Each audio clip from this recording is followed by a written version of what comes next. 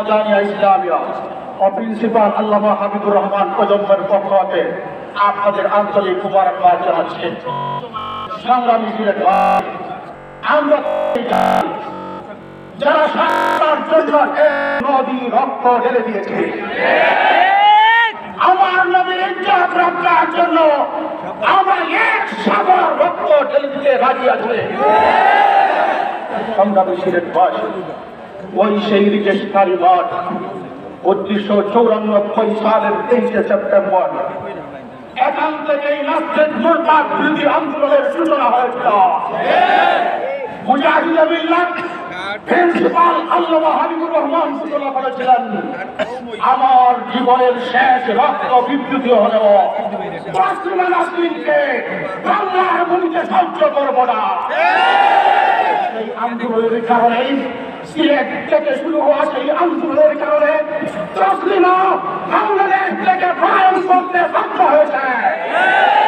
ইনশাআল্লাহ হেফাজতের পুনর্জাগরণের পর এবার সিলেট থেকে এই আন্দোলন শুরু হবে। বাংলার ভূমিতে কোন নাস্তিক মুরতাদকে বরবাদ করা হবে না। বাংলার ভূমিতে কোন ভাস্কর্য নির্মাণ করতে দেওয়া হবে না। অবশ্যই অমুসলিম ঘোষণা করতে হবে। পরিশেষে স্থানীয় প্রশাসনকে একটি কথাই বলবো, আমরা কোর্ট পয়েন্টে সমাবেশের কথা বলা হয়েছিল, কিন্তু আপনারা পারমিশন দেন নাই। আমরা নিজে স্টাডি মাঠে করছি, আগামী দিনে হেফাজত পুরো পারমিশন নিয়ে প্রোগ্রাম করবে।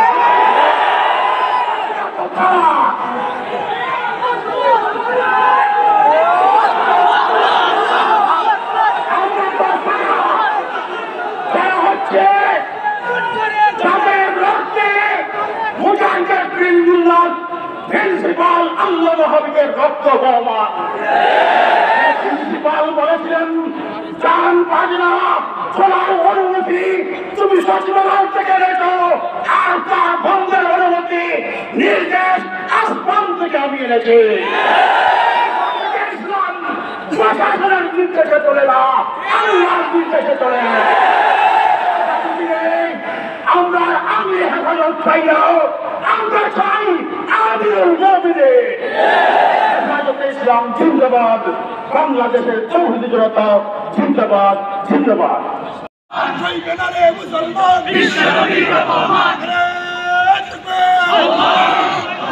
আসসালামু আলাইকুম ওয়া রাহমাতুল্লাহ। রাহমাতুল্লাহ ওয়া সাল্লি আলা রাসূলিহিল কারীম, আম্মা বা'দ। হেফাজতে ইসলাম বাংলাদেশ সিলেট জেলা কর্তৃক আয়োজিত ফ্রান্সের রাষ্ট্রের মদদে রাসূলুল্লাহ সাল্লাল্লাহু আলাইহি সাল্লামের বিরুদ্ধে ব্যঙ্গচিত্র প্রদর্শনীর প্রতিবাদে আজকের এই বিশাল সমাবেশের সম্মানিত সভাপতি আমাদের মাঝে কিছুক্ষণের মধ্যেই উপস্থিত হবেন কায়েদে মিল্লাত, আমিরে হেফাজত, শেখুল হাদিস আল্লামা জুনায়েদ বাবনগরী, উপস্থিত হবেন কেন্দ্রীয় জাতীয় নেতৃবৃন্দ। সিলেট বাংলাদেশের আধ্যাত্মিক রাজধানী, শাহজালালের পূর্ণভূমি সিলেটবাসীদেরকে বলতে চাই, এক নম্বর কথা, ফ্রান্স রাসূলুল্লাহ সাল্লাল্লাহু আলাইহি সাল্লামের ব্যঙ্গচিত্র প্রদর্শনী করে যে অপরাধ করেছে, এই অপরাধের নিন্দা জানানোর ভাষা আমাদের নেই। আমরা ফ্রান্সকে অত্যন্ত শান্তিপূর্ণভাবে বারবার তাদেরকে বলতেছি, আপনারা নিঃশর্ত ক্ষমা প্রার্থনা করুন।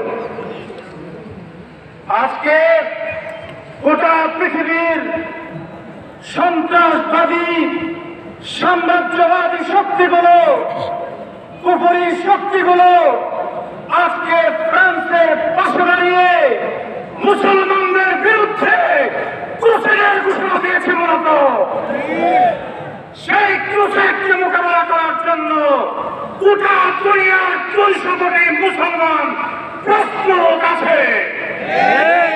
প্রিয় ভাইয়েরা, বাংলাদেশ সরকারকে আমরা বলতে চাই, অনতি বিলম্বে ফ্রান্সের রাষ্ট্রদূতকে ডেকে এই জঘন্য নিন্দনীয় কাজের জন্য ফ্রান্সের সরকারকে সতর্ক করুন। আমরা বুঝি না কেন, কি কারণে বাংলাদেশের প্রধানমন্ত্রী যিনি বারবার বলেন আমি ঘুম থেকে উঠে জায়নামাজ খুঁজি, আমরা জিজ্ঞাসা করতে চাই আপনি কেন জায়নামাজ খুঁজেন? কার জন্য জায়নামাজ খুঁজেন আপনি?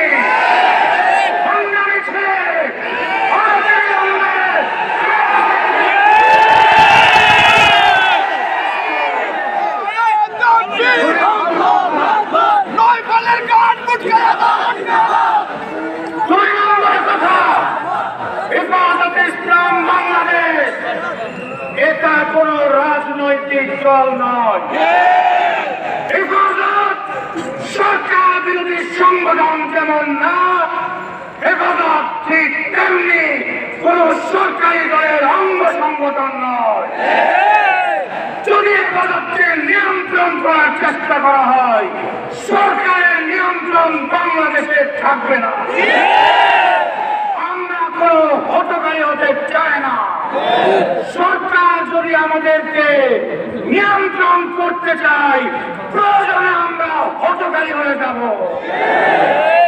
এজন্য সরকারকে বলতে চাই, হেফাজত কিভাবে চলবে, হেফাজতের কর্মসূচি কি হবে, হেফাজত নির্ধারণ করবে। আপনারা নাক গলাতে আসছে, আপনাদেরকে চরম মাসুল দিতে হবে। 3 নম্বর কথা, গত বৃহস্পতিবার হেফাজতে আমির আল্লামা জুনায়েদ বাবুনগরী, হেফাজতের অন্যতম যুগ্ম মহাসচিব আল্লামা মামুনুল হকের 3টি প্রোগ্রামকে সরকার বন্ধ করে দিয়েছে। আমরা জিজ্ঞাসা করতে চাই, কাদের ইশারায় কেন হেফাজতের নেতৃবৃন্দের প্রোগ্রাম বন্ধ করা হয়? আজকে শোনা যাচ্ছে মৌলানা মামুনুল হক সহ হেফাজত নেতৃবৃন্দকে গ্রেফতারের পায়তারা করা হচ্ছে। পরিষ্কার বক্তব্য, হেফাজত নেতৃবৃন্দের বিরুদ্ধে কোন ধরনের ব্যবস্থা গ্রহণের ষড়যন্ত্র করা হলে গোটা বাংলাদেশ শাপলা চত্বর হবে। প্রিয় ভাইরা, সংগ্রামী সিলেট পাশে আন্দোলন শুরু হয়েছে, আন্দোলন চলতে থাকবে। সরকারের সম্মতি না হলে প্রয়োজনে আমাদের আন্দোলন সরকার বিরোধী আন্দোলনে পরিণত হতে বাধ্য হবে। সুতরাং সরকারের কাছে অনুরোধ, সময় থাকতে সাবধান হয়ে যান। হেফাজতের বিরুদ্ধে চোখ তুললে আপনাদের রক্তে কাউজ বাংলাদেশে থাকবে না ইনশাআল্লাহ। ওমা আলাইনা ইল্লাল বালাগ।